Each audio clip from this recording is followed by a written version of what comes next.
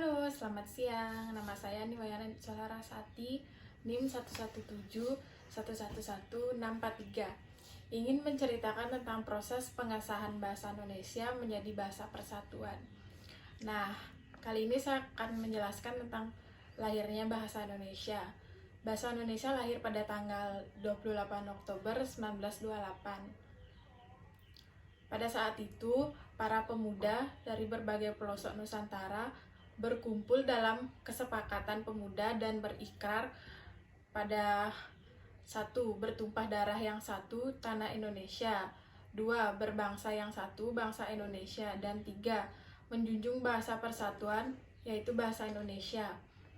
Ikrar pada pemuda ini dikenal dengan nama Sumpah Pemuda. Unsur yang ketiga dari Sumpah Pemuda menerapkan pernyataan tekad bahwa bahasa Indonesia merupakan bahasa persatuan bangsa Indonesia. Kemudian pada zaman Belanda, pada awal abad 20, pemerintah kolonial Hindia Belanda melihat pegawai pribumi memiliki kemampuan memahami bahasa Belanda yang sangat rendah. Sehingga itu menyebabkan pemerintah kolonial Belanda ingin menggunakan bahasa Melayu untuk mempermudah komunikasi. Ya, ini dengan patokan bahasa Melayu tinggi yang sudah mempunyai kitab-kitab Melayu yang mengadopsi ejaan Van Ophuijsen dari kitab logat Melayu.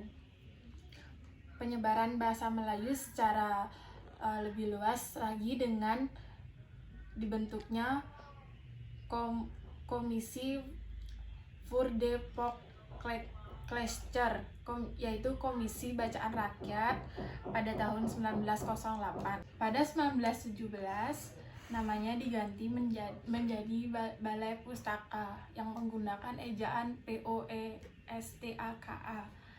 Badan penerbit ini menerbitkan novel-novel seperti novel Siti Nurbaya dan Salah Asuhan, buku-buku penuntun bercocok tanam, penuntun memelihara kesehatan yang membantu penyebaran bahasa Melayu di kalangan masyarakat luas.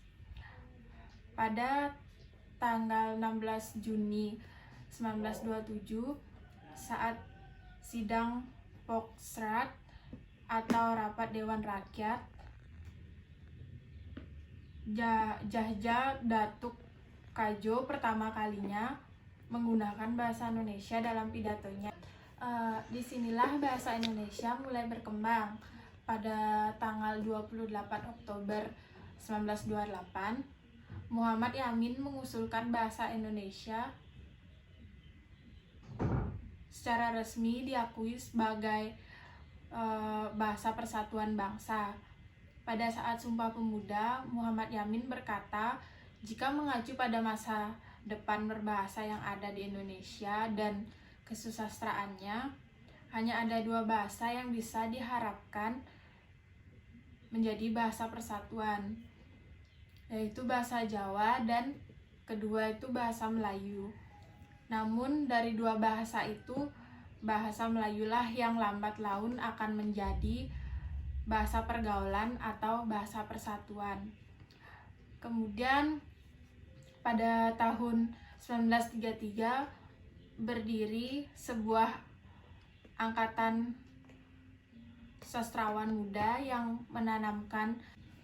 Tahun 1933 berdiri sebuah angkatan sastrawan muda yang menamakan dirinya sebagai Pujangga Baru yang dipimpin oleh Sultan Takdir Ali Syahbana.